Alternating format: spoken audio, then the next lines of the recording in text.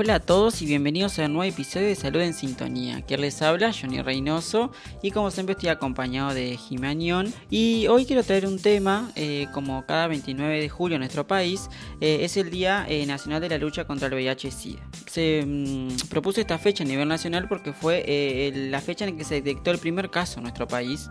Y creo que es una fecha que debemos aprovechar, no solo para abordar la temática, sino para concientizar y derribar algunos mitos que todavía encontramos alrededor de esta enfermedad.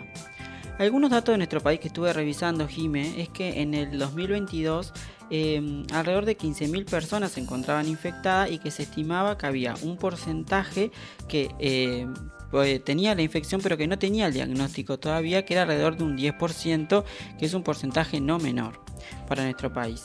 Pero bueno, Jimé, contame, para abordar este tema, ¿qué nos acompaña hoy? Hoy, para hablar de este tema que es tan importante, tenemos como invitada a la doctora Zaida Arteta. Zaida es profesora agregada de la Unidad Académica de Enfermedades Infecciosas de la Facultad de Medicina. Y bueno, Zaida, te damos la bienvenida, un gusto tenerte. Muchas gracias por la invitación. Contanos un poquito, para la gente que nos escucha, ¿qué es el VIH? ¿Es lo mismo que decir, que hablar de SIDA? VIH es el virus de la inmunodeficiencia humana. Es un virus parecido al virus de las hepatitis, o lo que podemos conocer el virus del herpes, o incluso el virus de la gripe, que tiene es una estructura subcelular, es decir, no tiene vida propia, digamos, necesita las células en este caso de los humanos, para poder reproducirse. Lo que hace el virus es entrar en general al cuerpo de cualquier persona, la mayoría de las veces a través de relaciones sexuales, que es la vía más frecuente de transmisión, pero podría ingresar también a través de algo intravenoso. También una de las formas de transmisión es a través del embarazo, o lactancia o en el parto, pero la vía más frecuente de transmisión es la vía sexual. En cualquier tipo de relación sexual, si bien hay algunas prácticas que tienen mayor chance de transmisibilidad, todas las prácticas sexuales que tienen contacto entre genitales o orogenitales pueden transmitir el VIH si hay una persona positiva en esa relación. Decíamos que el virus se puede transmitir de persona a persona entre humanos y que no es lo mismo que SIDA. SIDA es el síndrome de inmunodeficiencia adquirida, que en realidad forma parte de una situación clínica cuando el paciente o la paciente que tiene VIH sin tratamiento, porque no conoce su estado, por ejemplo, porque nunca se hizo un test de VIH, muchas veces esta infección transcurre durante años de forma asintomática y aparece el SIDA cuando aparecen síntomas de infecciones que llamamos infecciones oportunistas o enfermedades malignas que también son enfermedades oportunistas. En el día de hoy tenemos tratamientos que lo que hacen es evitar que se produzca el SIDA, o sea que deberíamos tener 0 personas que tienen síndrome de inmunodeficiencia adquirida. Sí tenemos personas que tienen VIH y posiblemente sigamos teniendo nuevas infecciones, ahora vamos a hablar un poquito de la prevención, pero en realidad deberíamos tener 0 personas que lleguen a esa etapa, que como decía, demora años y se produce únicamente en quienes no acceden al tratamiento. ¿Y por qué no acceden? Y bueno, la primera barrera para acceder al tratamiento es no tener hecho el diagnóstico, por eso es tan importante el testeo diagnóstico.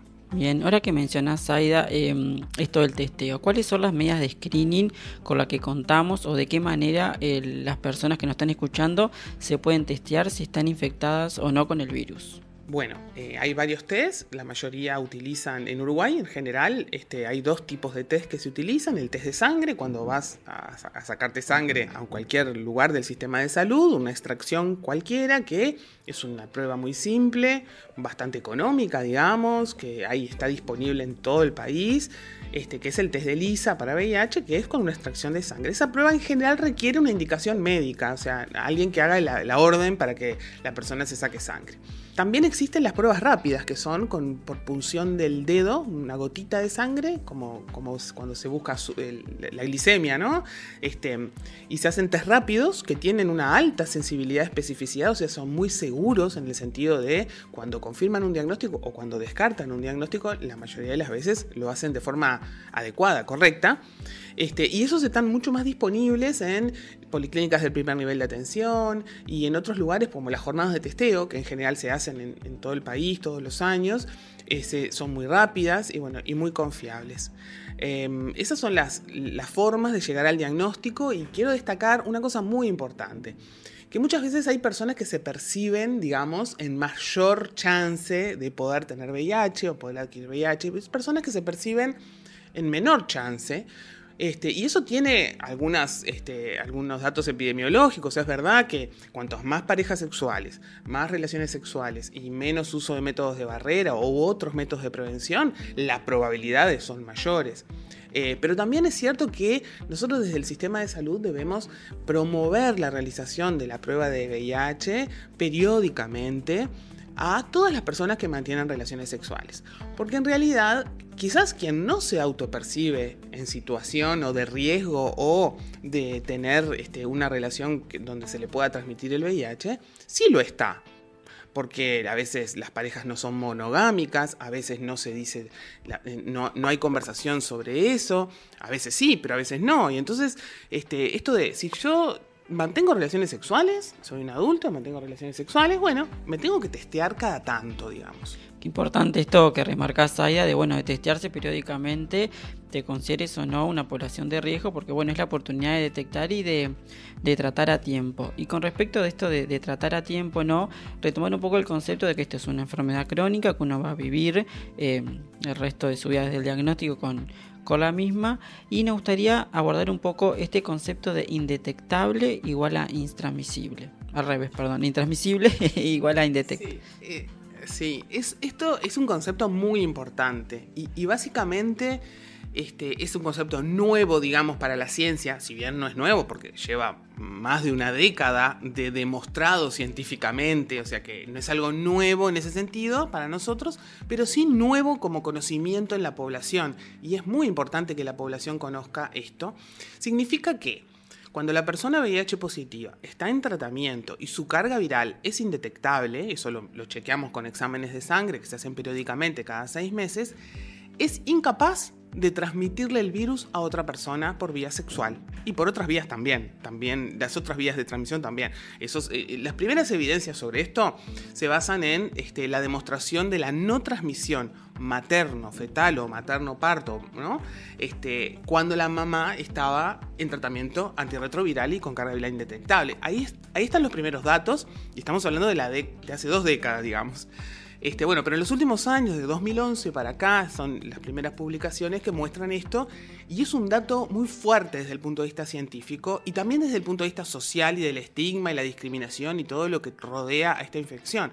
Desde el punto de vista científico, fuerte y sólido en el sentido de que ya no es un trabajo ni 2, son miles y cientos de observaciones en distintos países y distintos estudios de investigación que muestran que cuando una persona VIH positiva está indetectable, esa infección es intransmisible por vía sexual.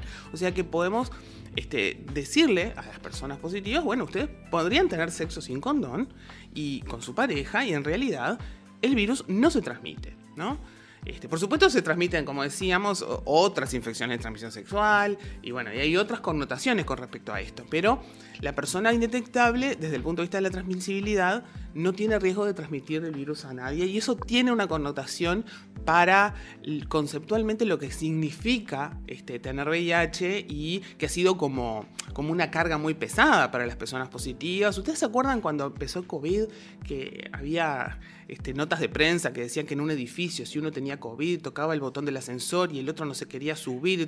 O sea, imaginen esa cosa como hasta paranoica, digamos, que puede pasarle a muchas personas con respecto al VIH. Entonces, esta información de intransmisibilidad para quien es positivo o positiva es muy importante, porque baja la carga esa de entre comillas, sentirse como un arma biológica, ¿no? Exacto, me parece importantísimo esto que decís, porque creo que ahí es como que se unen las dos cosas, ¿no?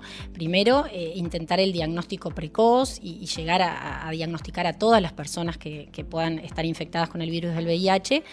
El segundo concepto de iniciar un tratamiento tempranamente para llegar a esta indetectabilidad, a que el virus no esté presente en la sangre o no sea detectable, y lo que esto conlleva para las demás personas y para la propia persona en cuanto a la posibilidad de contagiar a otros, ¿no?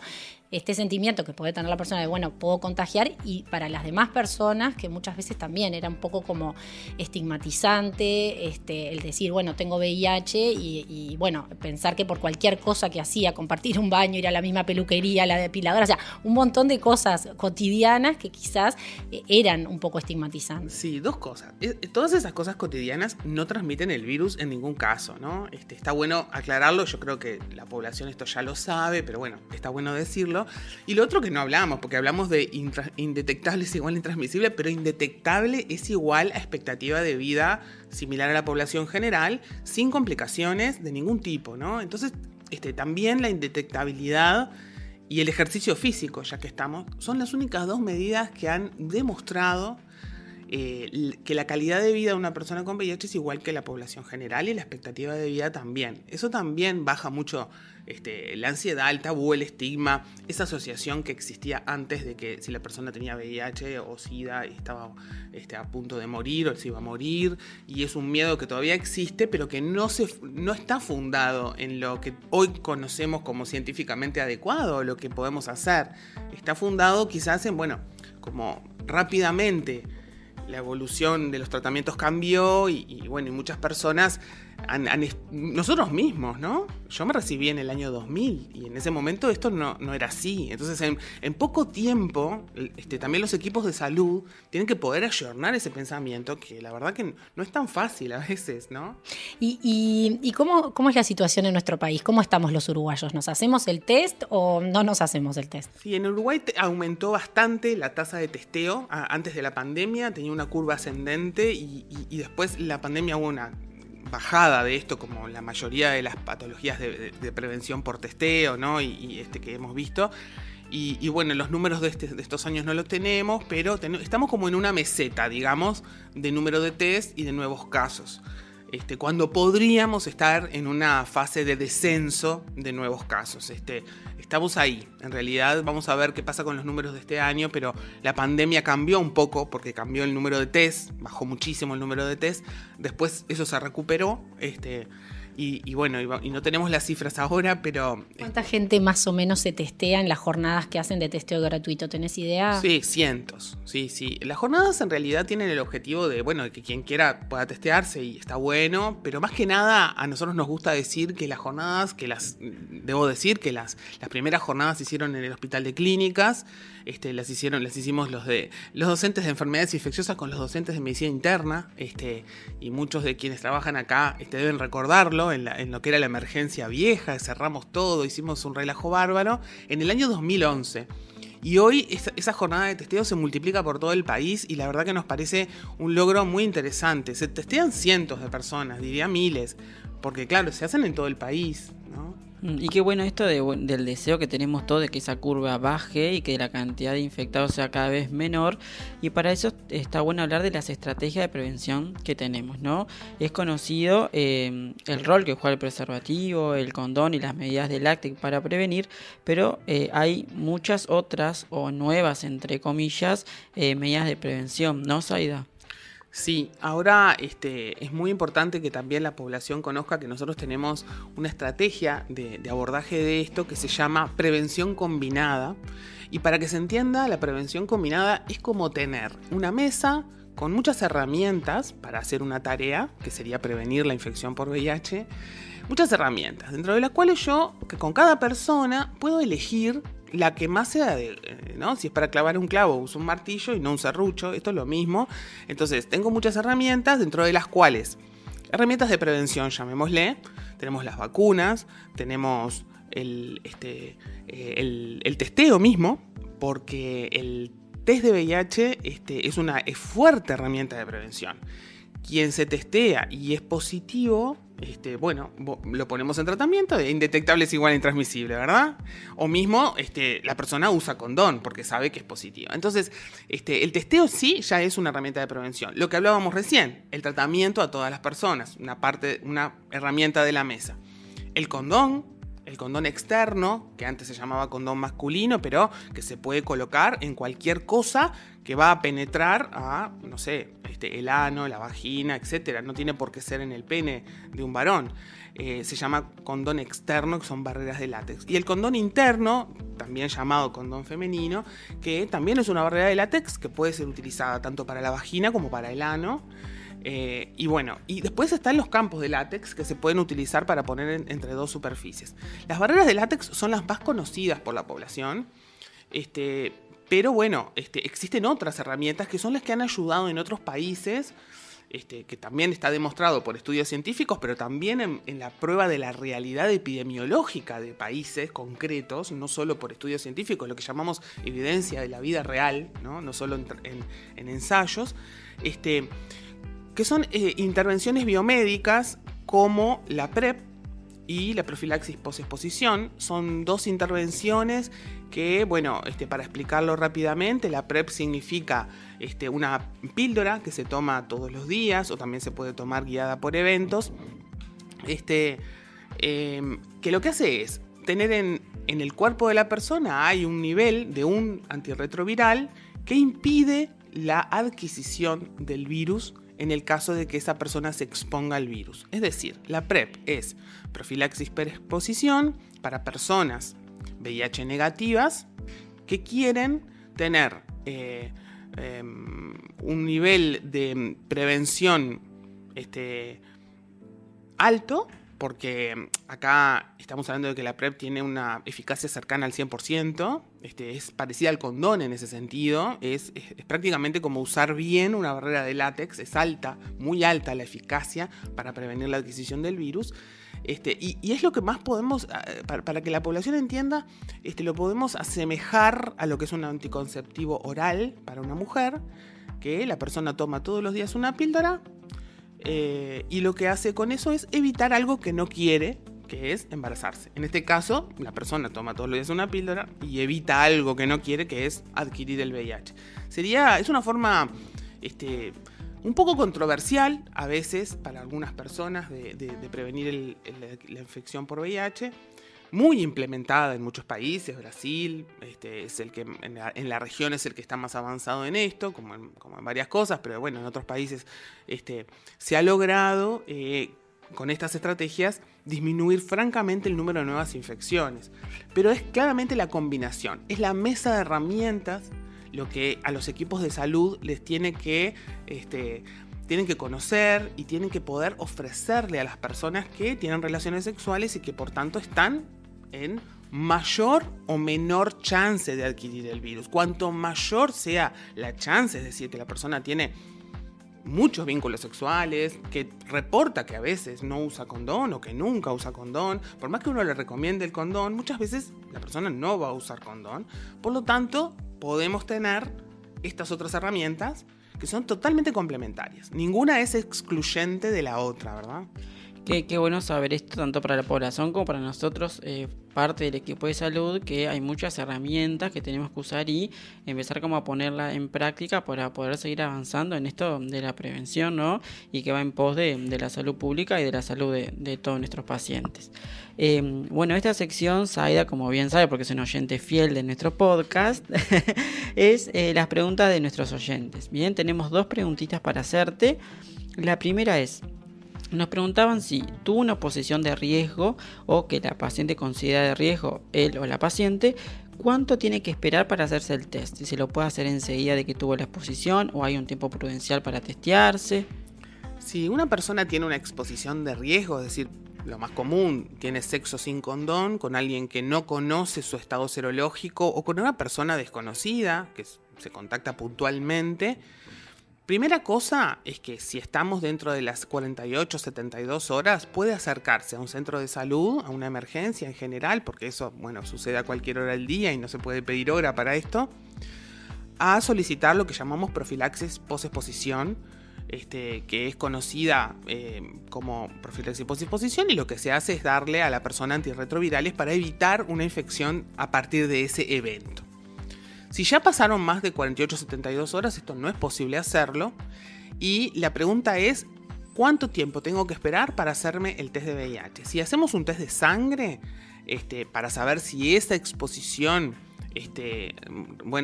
determinó la infección por VIH, el test de ELISA, al menos son 15 días entre la exposición y que el test se hace positivo, ¿verdad? Si hubo una transmisión. Eso le llamamos periodo ventana. Y si es un test de los test rápidos, de lo que se pincha el dedo para sacar una gotita de sangre, es más o menos un mes eso, ¿no? Más o menos. Hay algunos un poquito más, un poquito menos, pero más o menos esos son los periodos.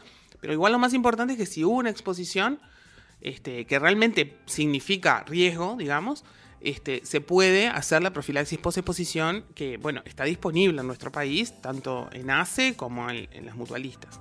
Perfecto, y bueno, ya nos contestó la segunda pregunta, que era eso, era la posición de riesgo, si hay algún tratamiento, así que bueno, ya tenemos ahí la otra respuesta.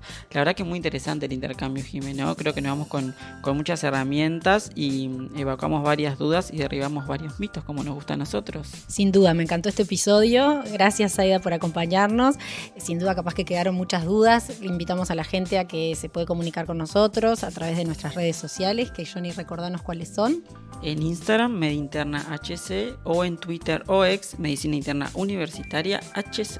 Bárbaro. Bueno, Zaida, muchísimas gracias. Gracias a ustedes. Estaba deseando venir al podcast porque lo escucho siempre. Ya te invitaremos para otras ocasiones y bueno, nos vemos en el próximo episodio. Saludos.